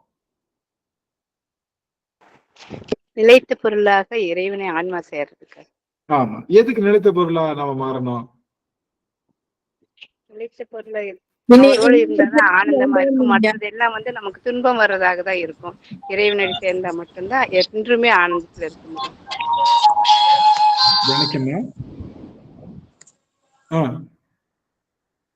நமச்சிவாய மந்திரம் ஏன் சொல்றோம்? நிலையாக இருக்கணும். நிலை இல்லாததுன்னு என்ன அர்த்தம்? திரும்ப திரும்ப பிறக்கிறது தான் நிலை இல்லாதது. திரும்ப திரும்ப பிறக்காம இருக்கணும்னா நிலையான பொருளை பற்றணும். நாம என்ற பாசமும், சீவ என்ற சிவமும், யா என்ற உயிரும் எப்பயுமே நிலைத்திருக்கு. அந்த நிலைப்பு தன்மையுடைய பொருளை பற்றும் போது நானும் நிலைப்பேன், எனக்கும் மீண்டும் பிறவாத நிலை வரும் அப்படின்றதுக்காக படிக்கணும். அப்போ நிலையான பொருளை பற்றுவதுதானே சால சிறந்தது. நீ இந்த உலகத்தை பற்றி நிக்காத, நில்லா உலகில் நில்லும். இனிமே நிக்க மாட்டோம். இந்த உலகம் எப்படிப்பட்ட உலகம்? நில்லா உலகம். இந்த உலகம் நில்லா, இனிமே அங்க நிக்க மாட்டோம். அப்போ நிக்காம இருக்குது. அப்போ நம்ம திடீர்னு நம்ம வீடு இப்ப திடீர்னு நோட்டீஸ் வந்துருச்சு, நீங்க கட்டியிருக்கிறது புறம்போக்கு நிலம், உங்க இடத்தெல்லாம் ஆக்கிரமிப்பு பண்ணிருக்கீங்க, 30 நாள் தான் டயம், யாரு வாய்ப்பு இருக்கோ எல்லாரும் இடத்த மாத்தி போயிடுங்கன்னு சொன்னா என்ன பண்ணணும்? புத்திசாலியா இருந்தா என்ன பண்ணணும்? உடனே காலி பண்ணி போயிடணும். உடனே காலி பண்ணி கிளம்பிடணும். எவ்வளவு சீக்கிரம் காலி பண்ணி கிளம்பணுமோ அவ்வளவு சீக்கிரம் காலி பண்ணி எவ்வளவு ஃபாஸ்டா வருது பாருங்க சிவகுமார கேட்டேன். உடனே காலி பண்ணி கிளம்பிடணும். அது மாதிரி உடனே கிளம்பிடணும். அதை விட்டுட்டு இல்ல இது திரும்ப ஜிஓ பாஸ் ஆகும், நமக்கு வேவர் கொடுப்பாங்க, நமக்கு திரும்ப இந்த இடத்துல நம்ம அது இருக்கிறதே புறம்போக்கு. என்னைக்குனாலும் ஆபத்து தான். இன்னைக்கு இந்த கவர்மெண்ட் விட்டாலும் அடுத்த கவர்மெண்ட் பிடிச்சிருவான், அடுத்த கவர்மெண்ட்டாலும் யாரும் புறம்போக்கு நிலம் ஆயிப்போச்சு. அதுல நாம சொந்தம் கொண்டாடி ஒன்னும் ஆக போறது இல்ல, சொந்த நிலத்துக்கு போறது நல்லதுன்னு சொல்லிட்டு கிளம்புவது போல நிற்பா இந்த உலகத்துல நிக்க கூடாதுன்னா உடனே உடல் விட்டு போறது நிக்காது இல்ல. இந்த ஆன்மாவோடு இந்த உடலை இங்கேயே வச்சுட்டு இறைவன்கிட்ட மட்டும் மனசை வச்சுக்கிட்டே இருக்குது. மனசுதான் இந்த உலகம். நல்லா கவனிங்க. இந்த உலகம்ன்றது என்ன? உலகம்ன்றது என்ன? மலையா, கல்லா, நெருப்பா, நீரா, மரமா, காற்றா, வானமா? மரம். இந்த உலகம் என்பது உங்க மனசுதான். உங்க மனசு எவ்வளவு பெருசா இருக்கோ அதை உங்க உலகம் பெருசு. நீங்க எதெல்லாம் நினைக்கிறீங்களோ அதெல்லாம் உலகம், எதெல்லாம் நினைக்கலையோ அதெல்லாம் உலகம் இல்லை. இப்ப திடீர்னு உலகத்துல ஒரு இடம் இருக்கு, ஆனா அதை நீங்க என்னைக்காவது நினைச்சிருக்கீங்களா? அசியூம் பண்ணிக்கோங்க, உலகத்துல நிறைய இடம் இருக்கு, ஒரு சில இடங்களை பத்தி நீங்க நினைச்சதே இல்லை. ஆனா அது உங்க உலகத்துல இருக்கா? நீங்க உங்களுடைய உலகத்துல அந்த மேப் இருக்கா? இல்ல, உங்க உலகத்துல அந்த மேப் கிடையாது. ஏன்னா அதை நம்ம யூஸே பண்ண போறதுல அங்க போகவே இல்லை. அப்போ நம்ம எதெல்லாம் நினைக்கிறோமோ அதெல்லாம் நம்மளுடைய உலகம். அப்ப நம்மளுடைய உலகத்தை நாம குறைச்சிட்டு நம்ம உலகமே சிவபெருமான் நினைக்கிறப்போ இந்த உலகம் இருக்காது. வேற ஒண்ணு. இந்த உலகத்தை விடுறதுன்றது ஒண்ணும் இல்ல, உடனே உடம்ப விட்டு நம்ம இறந்து போறது இல்ல. உலகத்தை விடுறது அல்ல, அது திரும்பவும் உலகத்தை கொடுக்கும். புரிந்து கலட்டணும். புரிஞ்சு கலட்டினா தான் அதை என்ன பண்ண முடியும்? அத என்ன சொல்லுவாங்க, அவிழ்க்க முடிச்ச என்ன பண்ணக்கூடாது, அறுக்க கூடாதுன்னு சொல்லுவாங்க. அறுத்தோன்னா திரும்ப அதை இது பண்ண முடியும். ஆனா அவிழ்த்துட்டோம்னா திரும்ப அதை மாடிஃபை பண்ணிக்கலாம், என்ன வேணா. அது போல நம்ம உடலை புரிந்து கலட்டுவதுதான் என்னது? நம்ம உடலை புரிந்து கலட்டுவதுதான் இறைவனை அடி சேர்றது. அதனால இறைவன் தான் உலகம்னு நினைக்கின்ற நினைப்பை பெருக்கணும். எப்படிங்க நினைக்க முடியும்? எனக்கு புள்ள இருக்கு, எல்லாம் இருக்கு, நான் எப்படிங்க இறைவனை போய் நான் நினைக்க முடியும் அப்படின்னா ஒன்னும் இல்ல. ஒரு ஓரமா உட்காந்து நினைச்சு பாருங்க, எல்லாரும் இருக்காங்க, எல்லாம் கூட வருவாங்களா? நமக்கு முன்னாடி இருந்தாங்களே அவங்க நம்ம கூட இருக்காங்களா? இதெல்லாம் எது நிரந்தரம் தானா? இது எதுவும் நிரந்தரம் இல்லையே. ஆனா நம்ம அவங்களுக்குரிய கடமைகள் செய்யணும். ஆனா நிரந்தரமான சிவபெருமானுக்கு அவன் எல்லா பிறவியும் நம்ம கூடயே வந்திருக்கானே. அதனால அவனை நம்ம கண்டிப்பா அவனை நினைக்கணும் அப்படிங்கிற அந்த ஆற்றலை நீங்க கொஞ்சமாவது மனதுல வந்து கொஞ்சம் ஓட்டி பாத்தீங்க அப்படின்னா உங்களுக்கு நல்லாவே புரியும். நில்லா உலகில் நில்லோம், நிற்பார் நிற்க, நிக்கிறவங்க நின்னுக்கங்க, நில்லா உலகில் நில்லோம், இனிமே நான் நிக்க மாட்டேன். அப்ப வந்து திருநாவுக்கரசர் சொல்ல குனித்த புருவமும் கொவ்வை செவ்வாய் இருக்குமின் சிரிப்பும் அந்த பாட்டு பாடல மனித பிறவியும் வேண்டுவதே இந்த மாநிலத்தை அப்படின்னு சொல்றதுக்கு அப்ப அந்த பிறவி வேணுங்கிறாரு. அவனை பாக்குறதுக்கு பிறவி வேணும்னு நினைக்கிறது எந்த கூற்றுல வைக்கிறதுங்க? ஆமா, இப்போ இறைவன் இப்ப பிறவி அப்படிங்கறது என்னன்னா இறைவனுடைய திருவடி அங்க பார்க்க போறேன். எங்க இந்த உடல் கூட்ட கலந்தாலும் அங்கதான் பார்க்க போறேன். இந்த உடல் கூட கொடுத்தாலும் எனக்கு இந்த நீங்க உன்னுடைய திருவடி காட்ட போறேன்னா நீ எத்தனை தடவையும் கொடுப்பான்ட்ட. நான் பார்க்க போறது உன்னுடைய திருவடி தான். அங்க வந்தாலும் உன் திருவடி தான் பார்க்க போறேன், இங்க வந்தாலும் உன் திருவடி பேரு தருகின்ற பிறப்பாகில் அதுதான் எனக்கு சிறந்த பிறப்புன்றான். அப்ப என்ன அர்த்தம்? இறைவன் திருவடியை பிரதானமா நினைங்கன்னு சொல்லக்கூடியது. நம்ம உடல் கடந்து போனாலும் இறைவனுடைய திருவடியை தான் பார்க்க போறோம். நீங்க உடல் கலக்காம போனாலும் இறைவனுடைய திருவடி தான் பார்க்க போறோம். ஆக இந்த இறைவனுடைய திருவடி சிந்தனை நம்ம மனசுல இருக்கிறது தான் வீடு பேரு, வேற ஒண்ணு கிடையாது. வீடு பேருன்றது நம்ம தூக்கி இங்க இருக்கிற நம்ம தூக்கி அப்படியே தூக்கி வளாக்க தூக்கி மேல போட்டு அப்படியே வந்து சொர்க்கத்துல வந்து நம்ம சாமி போடுறது வீடு பேரு கிடையாது. அவன் திருவடி தான் நிலைத்த பொருள். இந்த ஆன்மா நினைக்கின்ற அந்த நினைப்பு தான் வீடு பேரு, வேற ஒண்ணும் கிடையாது. வீடு பேரு எங்கேயோ இல்ல. எனக்கு தெரியல, அடியார்கள் தெரியல, யார் முகமாவே தெரியல, என்னன்னு தெரியல. என்னாச்சு, எல்லாருமே க்ளோஸ் பண்ணிட்டீங்களா? சரி சரி சரி சாமி, எனக்கு என்னன்னு தெரியல, யாருடைய திருமுகமும் தெரியல. என்ன காரணம் தெரியலையோ. சரி, இதுக்கு ஏதோ நெட்வொர்க் லேகா இருக்கான்னு தெரியல. நான் பேசுறது கேக்குதுங்களா?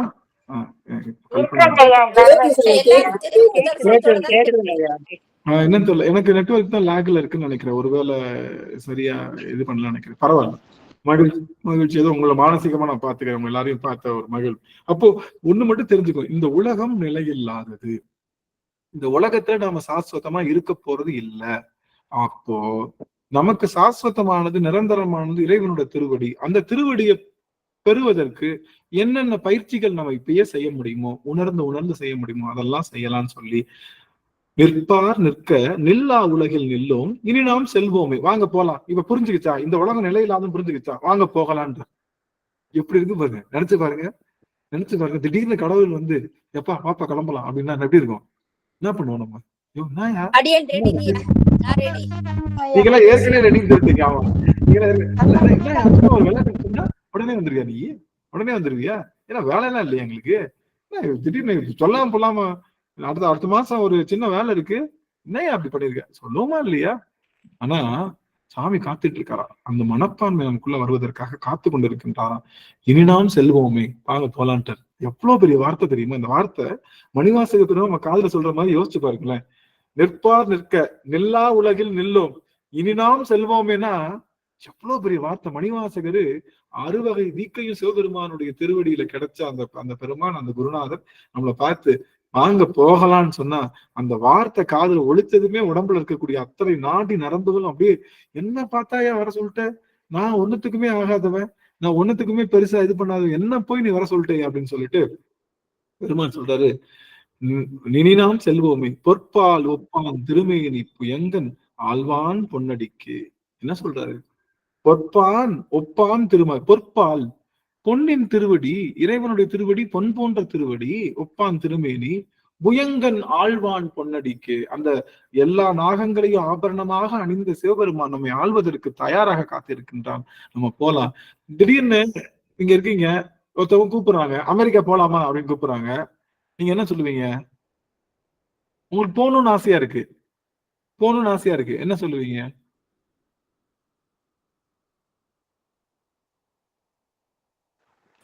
வரணும்னு ஆசையா இருக்குது, ஆனா வீட்டுல சூழ்நிலை அதுக்குள்ள நேரம் வரும்போது நாங்க வருவோம் அப்படின்னு சொல்லிட்டு. அதுக்குள்ள அப்படியா? ரைட்டு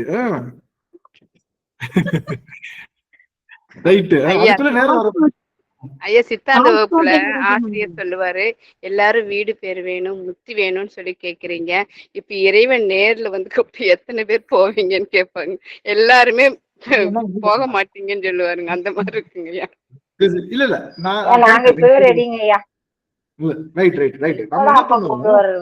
நம்ம என்ன பண்ணுவோம், நீங்க அமெரிக்கா கூப்பிடுறீங்களே, சரி அங்க என்னைய பாத்துக்க யாரு இருக்கான்னு கேட்போமா இல்லையா? நீங்க சரி நான் வந்துடுறேன், அங்க யாரு என்ன பாத்துப்பா கேட்போமா இல்லையா? சரி நான் கூப்பிடுறேன்னு அங்க அங்க போனா என்னை யார் பாத்துக்குவா? அந்த அந்த நினைப்பு இருக்கும்ல எல்லாத்துக்கும். ஐயா மாரிமுத்துக்கு அம்மா சாமி அம்மா இப்ப கனடால இருக்காங்க, அவங்கதான் கரெக்டா ஆன்சர் பண்ணணும். அவங்களுக்கு அவங்க பையன் இருக்கு அப்படி. அப்போ நம்ம போறதுக்கு முன்னாடி நம்ம கூப்பிடுறவங்க ஒன்னும் கவலைப்படாதீங்க, சீஃப் மினிஸ்டர் நமக்கு பங்களா இருக்கு, அங்க போய் இருந்துக்கலாம்னு சொன்னா என்ன நமக்கு எப்படி இருக்கும்? தைரியமா போவோம்ல. அங்க போயிட்டு நீ என்ன பண்ணுவியோ எது பண்ணுவியோ, அந்த காலத்துல எல்லாம் இந்த துபாய்க்கு வேலை வாங்கி தரேன்னு சொல்லிட்டு கூட்டிட்டு போய் நிறைய பேர் என்ன பண்ணிட்டு இருவாங்களாம், எங்கேயோ ஒரு இடத்துல இறக்கிட்டு போயிருவாங்க. ஏமாத்திருவாங்க ஏமாத்திருவாங்கய்யா. ஏமாத்திட்டு, அதாவது வீட்லயே ஏமாத்திட்டு போனா கூட பரவாயில்ல, வீட்டுல ஏமாத்திட்டு போனா கூட பரவாயில்ல, கூட்டிட்டு போய் ஏதோ தெரியாத இடத்துல போய் விட்டுட்டு வந்துடுறது. ஏதோ ஒரு இடத்துல போய் விட்டுட்டு வந்தா பாவம் அவங்களால இந்த பக்கம் வர முடியாம அந்த பக்கம். அதனால எல்லாருக்கும் ஒரு பயம். வாங்க உங்களை நான் வெளிநாட்டு வேலையை கூட்டிட்டு போறேன்னா அங்க போனா நம்மள யார் பாத்துக்குவா? அங்க ஒருத்தவங்களுக்கு கால் பண்ணி நான் தெரிஞ்சவங்க இருக்காங்கன்னா தைரியமா போவோம்ல. அது போல சாமி சொல்றாரு, வாங்க போலான்னு இந்த ஆன்மா பயப்படுமா? அங்க நான் யார் பாத்துக்குவா? அங்க யார் இருக்கா தெரியுமா? பொற்பால் ஒப்பான் திருமேனி புயங்கன் ஆழ்வான் பொன்னடிக்கு. அவன் கவலைப்படாதான். அந்த திருமேனியுடைய அந்த புயங்கன் பொன்னையே தன்னுடைய திருவடியாக, பொன்னையே தன் திருமேனியாக வைத்திருக்கக்கூடிய சிவபெருமான், அந்த புயங்கனாக அவன் நாகங்கள் எல்லாம் வச்சிருக்கிற அந்த பெருமான் கண்டிப்பா நம்ம கால்வான். அவன் அங்க இருக்கான், வா அங்கதான் உன்னை கூட்டு போறேன்னு சொல்றப்ப எவ்வளவு தைரியம் வரும். ஆமா போலாம்ல. அங்க போனா என்ன, நம்மளை பாத்துக்கணும், அவனை யாரோ நம்மளை நல்லபடியா பாத்துக்கணுன்றதுக்காக தானே இந்த வாழ்க்கையே வாழ்ந்துட்டு இருக்கோம். அப்போ எப்பொழுதுமே பார்த்து கொள்ளக்கூடிய சிவபெருமான் அங்க இருக்கான், வா போலாம் அப்படின்னு கூப்பிடுறப்போ அவன் எப்படிப்பட்டவன்னா நாகங்கள் அணிந்தவன். ஏன் நாகங்கள் அணிந்தவன்? அது விஷமா இருந்தாலும், அது எல்லாருனாலையும் அருவருக்கக்கூடிய பொருளா இருந்தாலும், எல்லாரும் பார்த்தவனே அடிச்சு துரத்துற பொருளா இருந்தாலும், அதை தூக்கி தன்னுடைய கழுத்துல போட்டுக்கக்கூடிய ஆற்றல் உடையவன். நீ என்ன குறை செய்திருந்தாலும் சரி, நீ என்ன உள்ளுக்குள்ள நஞ்சு போன்ற ஒரு ஒரு தீய குணங்கள் வைத்திருந்தாலும் சரி, ஆனா அவனை காண வேண்டும், அவனை அடைய வேண்டும் என்ற அந்த ஆனந்தமும் அந்த வேட்கையும் உனக்குள்ள அதிகமா இருந்ததுன்னா, அவன் உன்னுடைய உன்னை சூடிக்கொள்வதற்காக தயாரா இருக்கிறான்றதான் சிம்பாலிக்கா அவன் புயங்கன் புயங்கன் புயங்கன்னு சொல்றோம். அப்ப புயங்க பெருமான் அங்க இருக்கான், நாங்க போகலாம் அப்படின்னு சொல்லும் போது எவ்வளவு சந்தோஷமா இருக்கும், எவ்வளவு ஒரு பெருமையா இருக்கும் அப்படின்னு நினைச்சு நம்ம எல்லாம் நினைக்க. அப்ப நிற்பார் நிற்க நில்லா உலகில் நில்லோம், இனி நாம் செல்வோமே. பொற்பால் ஒப்பான் திருவேணி புயங்கன். அந்த அவனுடைய திருவடி எப்படி இருக்கு? பொன் போன்ற திருவடி, பொன்னை ஒத்த திருவடி. ஏன் பொன் போன்ற திருவடி? பொன் மட்டும்தான் தன்னுடைய நிலையிலிருந்து எப்போதுமே மாறாது. சுட்டாலும் பொண்ணு தன்னுடைய எதை என்ன பண்ணாது, தன்மை மாறாதுங்கய்யா. தரத்தில் குறைவு இருக்காது. தரத்தில் குறையாது. நெருப்பில் எரித்தாலும் நீரில் குளித்தாலும் தங்கம் கருக்காது தாயே. நெருப்பில் எரித்தாலும் நீரில் குளித்தாலும் தங்கம் கருக்கவே கருக்காது. அது போல இறைவன் தன்னுடைய நிலையிலிருந்து எப்பொழுதுமே என்ன பண்ண மாட்டான், மாறவே மாட்டான். அவன் நிலைப்புத்தன்மையுடைய பெருமான். அதனால பொன் போன்ற பெருமான் என்ன அர்த்தம்னா, பொண்ணு கிடையாது. பொண்ணு எப்படி மாறாம இருக்குதோ அது போல அவனும் மாற மாட்டான் அப்படின்னு சொல்லுகின்ற அந்த பொன் போல் ஒப்பான் திருமேனியை புயங்கன் ஆழ்வான். புயங்கன் என்ன அர்த்தம்? அவன் உடம்பெங்கும் நாக ஆபரணங்கள் போட்டிருக்கான். அந்த நாகம் எப்படிப்பட்ட நாகம்? பகை நீக்கிய நாகம், நஞ்சினை மாணிக்கமாக வைத்த நாகம். அப்பேற்பட்ட அந்த நாகத்தை அவன் வைத்திருக்கிறான். அந்த புயங்க பெருமான் நமக்காக காத்திருக்கான். போலாம் வரையான்னு கேட்கிறப்போ, இந்த பாடல் படிக்கிறப்ப இருக்கு அப்படியே மணிவாச பெருமானே காதுல குசு குசுன்னு ஏதோ போலாம், நம்ம சாமி அங்க இருக்காரு போலான்னு சொன்னோடனே அது எப்படி நமக்கு அப்படி உடம்பெல்லாம் புல்லரிக்குமோ அது போல அப்படியே புலகாங்கிதம் அடைஞ்சதுக்கு இது கேட்கும் போது. அதனால சுவாமி என்ன சொல்ல வர்றாரு, வாங்க போகலான்னு ஒரு ஆத்தென்டிகேஷன் நம்ம காதுல சொல்றாரு. அதுவும் அவருடைய முக்தி நாள் இன்னும் 2 நாள் தான் இருக்கு. அந்த நாளுக்குள்ள நமக்கு அந்த வார்த்தை நமக்கு கிடைப்பது நம்முடைய பெருமான் நமக்கு கொடுத்த மிகப்பெரிய பரிசுன்னு நினைக்கிறேன். சொல்றாரு முக்கியமான வார்த்தை, நிற்பீர் எல்லாம் தாளாதே நிற்கும் பரிசே ஒருப்பிடும் பிற்பால் நின்றே பேல் கணித்தார் பெருதற்கரியன் பெருமானே. நிற்பீர், சரி நிக்கிறவங்க நில்லுங்க. எல்லாம் தாளாதே நிற்கும். நீங்க நிக்கிறீங்க அப்படின்னா என்ன ஆகும்? மித்த விஷயங்களும் உங்க கூடயே நிற்கும். நம்ம நடக்க நிழல் என்ன பண்ணும்? எல்லாம் ஒரு நிமிஷம் ஆன் தெரியல, ஒரே ஒரு நிமிஷம். எனக்கு என்ன ஆன் பண்ண முடியல, உங்களை பார்க்க முடியல. இந்த ஒரு செய்தி நான் ஒரு கட் பண்றவா சாமி? ஆமாங்க, நீ போயிட்டு வெளியில வந்தீங்கன்னா டக்குன்னு எல்லா இதுவும் கிடைக்குங்க.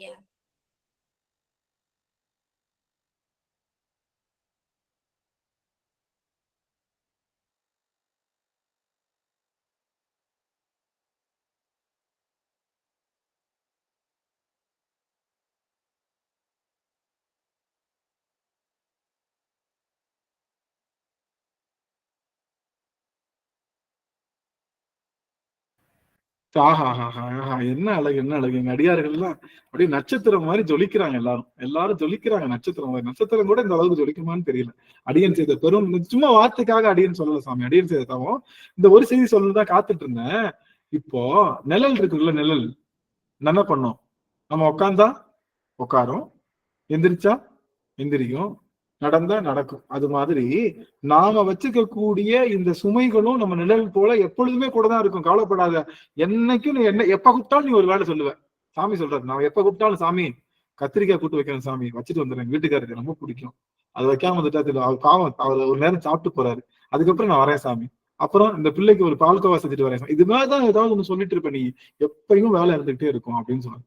என்ன கவனிங்க, நாம இப்ப சாமி நம்ம கையில ஒரு ஒளி கொடுத்துட்டாரு. இங்க கவனிங்க, ஒரு கையில ஒரு டார்ச் லைட், ஒரு ஒளி கொடுத்துட்டாரு.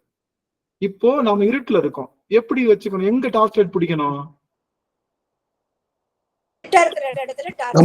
நமக்கு முன்னாடி டார்ச் லைட் எங்க பிடிக்கணும்? நமக்கு முன்னாடி சாமி. இருட்டா இருக்கிற பகுதியில கையார பிடிச்சு காமிச்சாதான் அந்த இருட்டு இருக்கிற இடம் நமக்கு வெளிச்சத்தை கொடுக்கும். ரைட். இப்போ இப்படி சொல்லலாமா, இப்படி சொல்லலாமா? நான் கவனிங்க, டார்ச் லைட் நான் இப்படி வச்சிருக்கேன், டார்ச் லைட்டை முன்னாடி பிடிக்கணுமா இல்ல பின்னாடி பிடிக்கணுமா?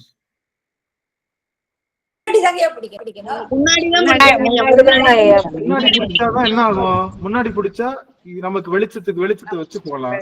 பின்னாடி பிடிச்சா என்ன ஆகும்? நம்மளுடைய நிலையில முன்னாடி விழுகும், நமக்கு என்ன தெரியாது, விளக்க தெரியாது. நல்லா கவனிக்கிறேன், முக்கியமான செய்தி. டார்ச் லைட்டை முன்னாடி பிடிக்கணுமா பின்னாடி பிடிக்கணுமான்னு கேட்டா, என்னடா இது கேனத்தனமான கேள்வி. முன்னாடி தானடா பிடிக்கணும், பின்னாடி பிடிச்சா எப்படிடா இருட்டுல இருந்து போக முடியும்னு கேட்டா, அதே கேள்வி நான் கேட்கிறேன். சிவபெருமான முன்னிறுத்தி செய்யணுமா சிவபெருமான பின்னிறுத்தி செய்யணுமா? எந்த ஒரு காரியத்தையும் சிவபெருமான முன்னிறுத்தி செய்தாதான் நம்மளுடைய இருள் விலகி உள்ள போக முடியும். என்ன காரியம் செஞ்சாலும் சிவாய நம நமச்சிவாய பெருமானே எனக்கு முன்னாடி இருக்கேன்னு முன்னிறுத்தி சிவபெருமான முன்னிறுத்தி செய்வது எவ்வளவு அறிவுத்தன்மையோ. சிவபெருமான பின்னாடி பிடிக்கிறது பாத்துக்கலாம், இவன் கூப்பிடறான்ல அப்புறம் பாத்துக்கலாம். அவனுக்கு பிரியாரிட்டி தான் ஃபர்ஸ்ட். அவனுக்கு பிரியாரிட்டி ஃபர்ஸ்ட் கொடுத்தா வாழ்க்கையில ஒளி கிடைச்சிக்கிட்டே இருக்கும். இல்ல பாத்துக்கலாம், பின்னாடி பாத்துக்குவோம்னா நம்ம எப்படி இருக்கோம்? இருளுக்குள்ளேயே தான் இருப்போம். அவன் வெளிச்சமா இருந்தாலும் அவன் நமக்கு உதவுவதில்லை. காரணம், நம்ம பின்னாடி பிடிக்கிறோம். பாத்துக்கலாம், சிவனை பாத்துக்கலாம். இந்த வாரம் சிவ திருவாசகர் இல்லையா, பாத்துக்கோ. இப்ப என்ன, எங்க ஆனந்தங்க போயிட போறான், நாங்க எங்க போயிட போறோம்? யூடியூப்ல இருக்கு. யூடியூப் ஒரு நாளாவது நம்மளால பார்க்க முடியுதா? கேட்கணும், தெரியாமதாங்க. நாளா இருக்கேன் யூடியூப் ஒரு நாளாவது திரும்பி, நான் அடியன் பேசுறதையே ஒரு நாள் திருப்பி பார்க்கணும்னா என்னால பார்க்க முடியல. என்னைக்கு பார்க்க முடியும்? யூடியூப்ல தான் இருக்கிறேன். அப்படி இல்லாம இறைவனை முன்னிறுத்தி, இறைவனுக்குரிய அந்த பிரியாரிட்டி, இறைவனுக்குரிய முன்னுரிமையை அவனுக்கு முதல்ல கொடுத்து நாம செய்கின்ற எல்லா காரியமும் நமக்கு ஒளியை தந்து கொண்டே இருக்கும். நமக்கு இருளை தராம நம்மளை மூவ் பண்ணிக்கிட்டே இருக்கும். அப்பேற்பட்ட செயல்களை செய்தாலே ஒழிய சிவபெருமானுடைய சிவபுரத்துக்கு நம்ம போக முடியும். அப்ப அவன் ஒளி, அவனை முன்னிறுத்தணும். எதுவா இருந்தாலும் அவன் தான் ஃபர்ஸ்ட், அவன் தான் பிரியாரிட்டி ஃபர்ஸ்ட். அவனுக்கு பிரியாரிட்டி ஃபர்ஸ்ட், மித்ததெல்லாம் செகண்ட். பண்ண என்ன அர்த்தம்? அப்படி என்ன அர்த்தம்? நீங்க சிவபெருமானை முன்னிறுத்தி செய்கின்றீர்கள்னு அர்த்தம். சிவத்துக்கு உரிமை, மித்ததுதான் எல்லாத்துக்கும் அப்படின்ற அந்த எண்ணம் தான் சிவபெருமானை முன்னிறுத்தி செய்வது. நான் சாப்பிட்டாலும் முதல்ல சிவத்துக்கு, நான் வழிபட்டாலும் முதல்ல சிவத்துக்கு.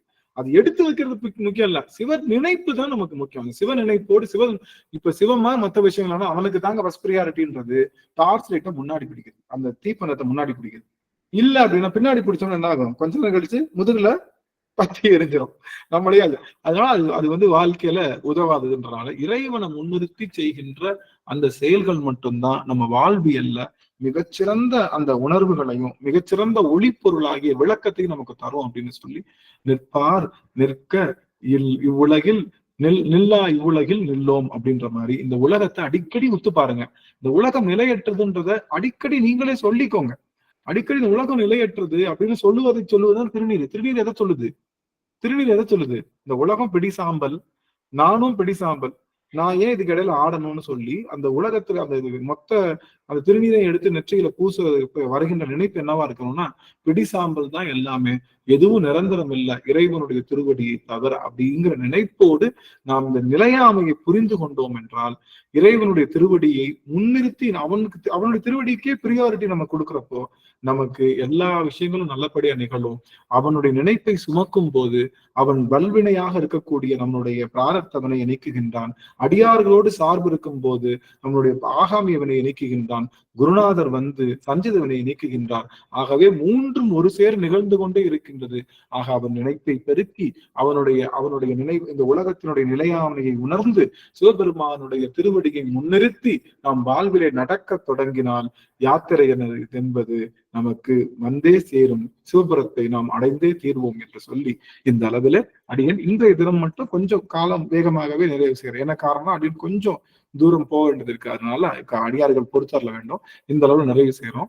கொஞ்சம் அடுத்த அமர்வுகளுக்கெல்லாம் அடியார்கள் கொஞ்சம் வேகமா வந்துட்டீங்கன்னா முக்கியமான செய்திகள்லாம் முதல்ல தான் சொல்றோம். அதனால அடியார்களுக்கெல்லாம் முன்னாடியே வந்துடணும்னு சொல்லி இந்த அளவுல நிறைவு செய்யலாம். ஒரு தடவை பாடல அந்த பாட்டை இன்னைக்கு இந்த நிற்பா நிலா உலகில் யாருமே அம்மா மட்டும் பாடினாங்க. ஒரு தடவை எக்ஸ்ட்ரா பாடிக்கலாம் நம்ம. அதனால யாராவது பிரேமாமா பாடு அமைச்சோம்.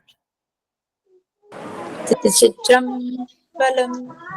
நிற்பா நிற்க நில்லா உலகில் நில்லாம் இனி நாம் செல்வோமே.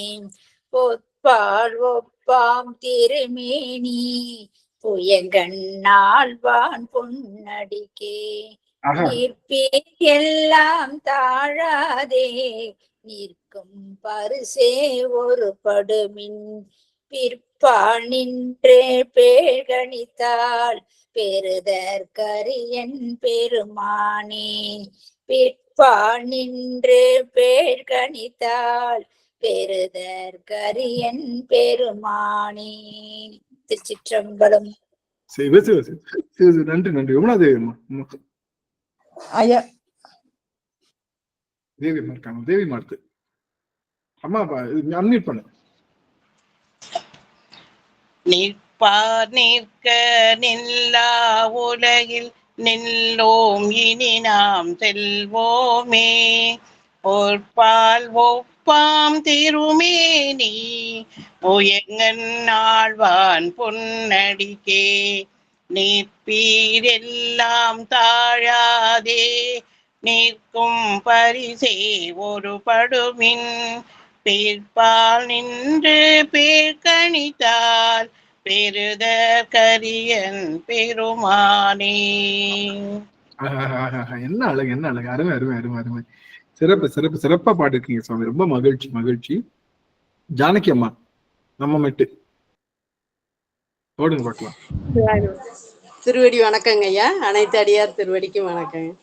நிற்பார் நிற்க நில்லா உலகில் நில்லோமினி நாம் செல்வோமே.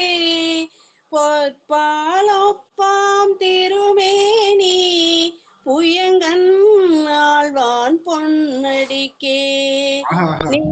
நீரெல்லாம் தாழாதே நிற்கும் பரிசே ஒரு படுமேன்.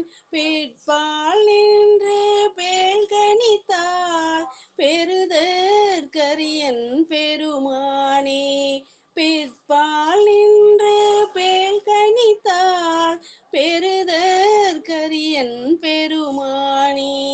நன்றிங்க ஐயா. நன்றி நன்றி நன்றி.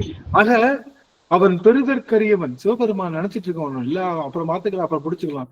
விட்டா பிடிக்க முடியாது. யாருனாலே பிடிக்க முடியல. அன்னை காமாட்சினாலேயே பிடிக்க முடியல. அன்னை பராசக்தினாலேயே அவனை பிடிக்க முடியல. அவன் பிடிச்சிட முடியுமா அவனோட ஒரு பாதி? அதனால அவன் அன்பனும் பிடியில் அகப்படும் மலையாகிய பெருமானை நாம இருந்து பிடிக்கணும். விட்டுறாதீங்க. அதான் சொல்லுவாங்க, மிஸ் பண்ணிடாதீங்க அப்புறம் வருத்தப்படுவீங்க அப்படின்னு சொல்லுவார்ல நம்ம அண்ணாச்சி. அது மாதிரி மிஸ் பண்ணிடாதீங்க அப்புறம் வருத்தப்படுவீங்க. அதனால பெருமான கிடைக்கிற நேரம்லாம் அவனை பற்றுங்க. கிடைக்கிற நேரம்லாம் அவன் நினைப்பை பெருக்குங்க. அவனை முன்னிறுத்தி செய்யுங்க.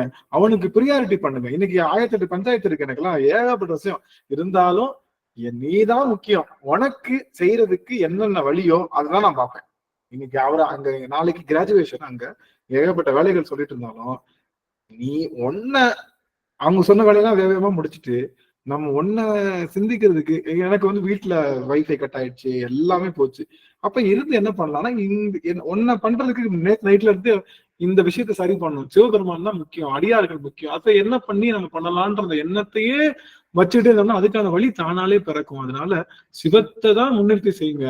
நீங்க கோயிலுக்கு போகணும், குளத்துக்கு போகணும், நீங்க இது திருமுறை பாடணும், நீங்க அது செய்யணும், இது செய்யணும் அப்படின்லாம் ஒன்றும் அவசியமே கிடையாது. அதெல்லாம் அவனை நினைவுபடுத்துறதுக்காக வந்த ஒரு செயலை தவிர உங்களுக்கு அவன் நினைப்பு எப்பவுமே இருக்குன்னா நீங்க எந்த விஷயத்தையும் செய்ய தேவையில்லை. அவன் நினைப்பு ஒன்றே உங்களுக்கு எல்லா விதமான தனங்களையும் வளங்களையும் நலங்களையும் குணங்களையும் எல்லாத்தையும் அள்ளித்தரும். அப்பேற்பட்ட அந்த நினைப்பை சுமந்து வாழ்வு என்ற பிறப்பு என்ற இந்த சங்கிலியை உடைத்தெறிந்து அடியார்கள் எல்லாம் சிறப்பாக இருக்கணும். உங்களுக்கு பெருமான் எந்த குறையும் எப்பயும் தரமாட்டாரு.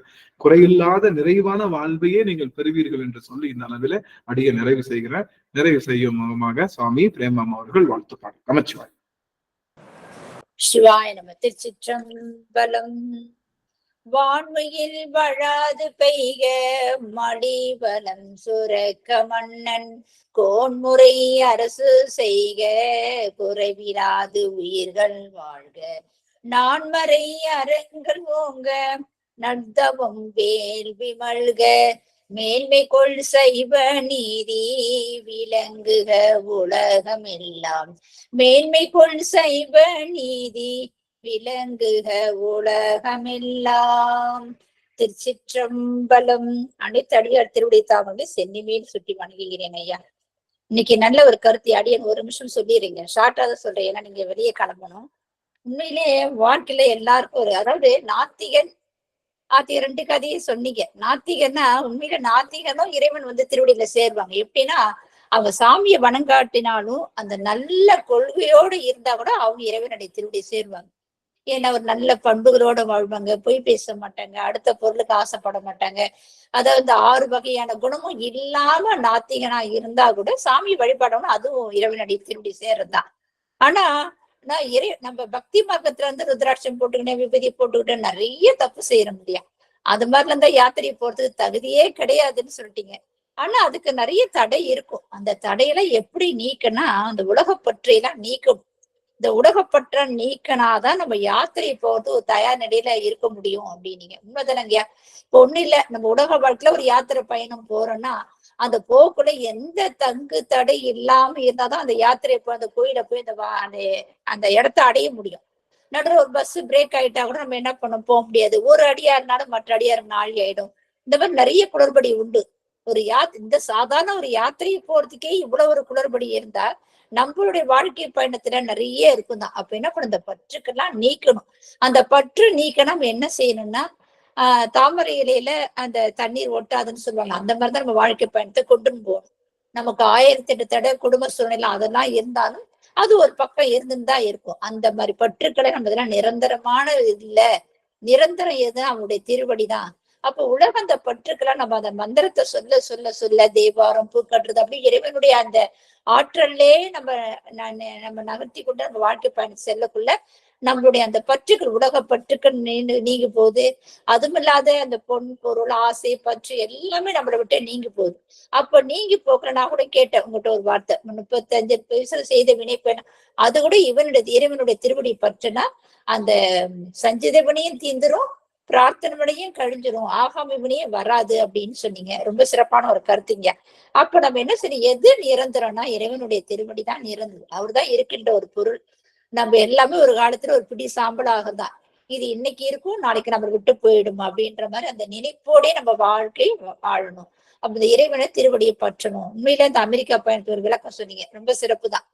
படியும் கூட அமெரிக்கா போகணும்னா ஒரு பிள்ளை இருக்கிறாங்க, ஒருத்தவங்க இருந்தாதான் இந்த இடத்துக்கு பயணம் செய்ய முடியும். அந்த மாதிரி இறைவன் மேல இருக்கிறாரு, அவர் யாத்திரை கூப்பிடுறாரு. நம்மள உடனே என்ன பண்ணணும், அடுத்த நிமிஷம் நம்ம கிளம்ப தயாரா இருக்கணும். ஏன்னா அவர் அங்க இருக்கிறார் நம்மளை பாத்துக்கிறதுக்கு அப்படின்ற அந்த கருத்தை ரொம்ப அழகா எடுத்து சொன்னீங்க. ரொம்ப நிறைவா இருந்தது. இதை நம்ம கடைப்பிடிக்கணும். கேட்கறது மட்டும் இல்லாம இந்த இதான் நினைப்பை என்னன்னா சுகமா நம்ம வாழ்க்கையில அப்படியே எடுத்துக்கிட்டே போகணும்ன்ற கருத்து அடியேன் தெரிஞ்சுக்கிட்டேங்கய்யா. நன்றிங்க, வாய்ப்பு அளித்தமைக்கு நன்றிங்க. சிவாய நம. திருச்சிற்றம்பலம். மகிழ்ச்சிங்க சுவாமி, மகிழ்ச்சி மகிழ்ச்சி. மற்ற அடியார்கள் யாராவது ஒருத்தவங்க தங்களுடைய அனுபவங்களோ கேள்விகளோ இருந்தா கண்டிப்பா அவங்க தொடுக்கலாம். நமச்சிவாய்.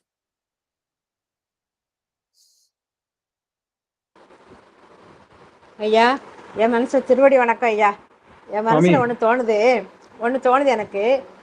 ஒவ்வொரு அடியாரிலும் ஒவ்வொரு பேசுறத பார்த்த உடனே எனக்கு சிவபெருமான் நம்மள ஒரு விளையாட்டு பொம்மையா உலகத்துக்கு அனுப்பியிருக்கிறாரு. அது நம்மளோட பாவ புண்ணியத்துக்கு அனுசரித்து தான் நம்ம ஒரு கர்மவினை தீர்க்கறதுக்காண்டி ஒன்றா பண்ணிக்கிட்டே இருக்கிறோம்.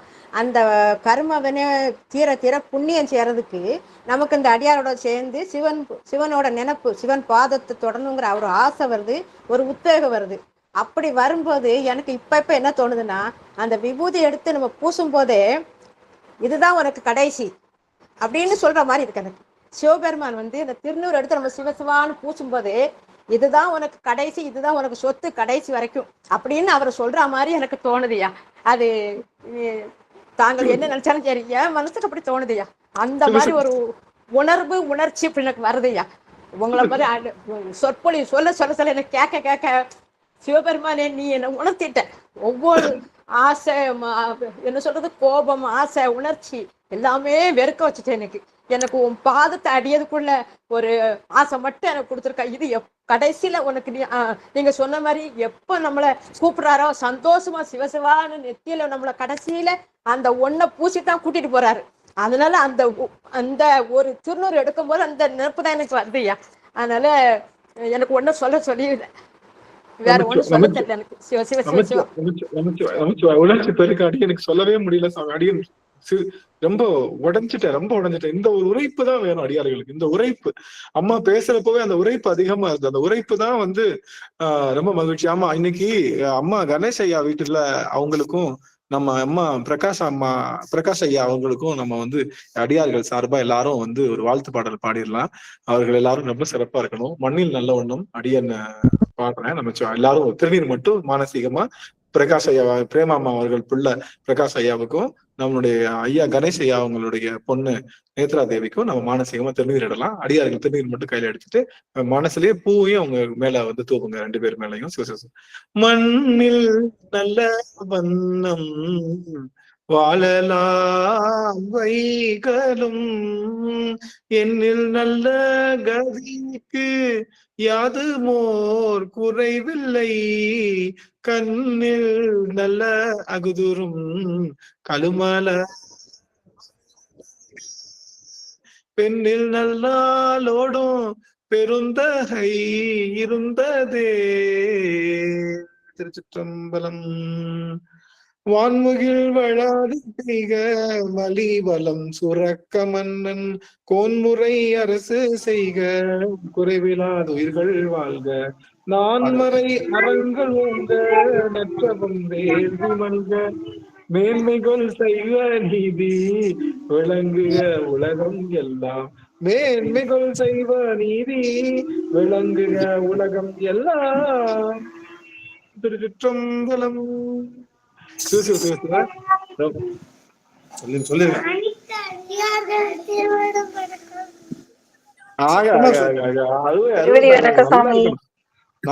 நல்லா இருக்கணும். நீங்க ரொம்ப சிறப்பா இருக்கணும். அம்மாவோட பிரகாஷ் ஐயாவும் ரொம்ப நீடூழி வாழணும். அடியார் சார்பா, அத்தனை அடியார் சார்பா அடியன் வாழ்த்துறேன். சாமி இருந்து பேசிட்டு போங்க. அடியன் காலம் கருதி அடியன் கிளம்புறேன். நீங்க எல்லாரும் இருந்து கொஞ்ச நேரம் அளவுலாவிட்டு போங்க சாமி. நல்லதுங்கம்மா. ரெக்கார்ட் ஸ்டாப் பண்ண முடியலனால நாங்க லேப்டாப் வச்சுட்டு மத்தவங்க பார்த்து பண்ணிக்கிறேன். நமச்சிவாய். நன்றிங்க சாமி. சாரமத்தி அம்மா முடிஞ்ச ரெக்கார்டிங் ஸ்டாப் பண்ணுங்க. நன்றிங்கம்மா. நமச்சிவாய். சரிங்க ஐயா. சிவாய் நமங்க ஐயா. கணேஷ் ஐயா வாழ்த்துக்கள். வாழ்த்துக்கள் எல்லா உலகம் பெற்று நிறைவா வாழணும். சிவாய நம்ம. வாழ்த்துக்கள் ஐயா. ஐயா வாழ்த்துக்கள். ஐயா, எல்லாத்துக்கும் வாழ்த்துக்கள் ஐயா. கணேஷ் ஐயா வாழ்த்துக்கள். வாழ்க வளமுடன். குழந்தைங்கள்லாம் ரொம்ப அப்படியே மணிமணியா இருக்கிறாங்க. நிறைவான வாழ்த்துக்கள்.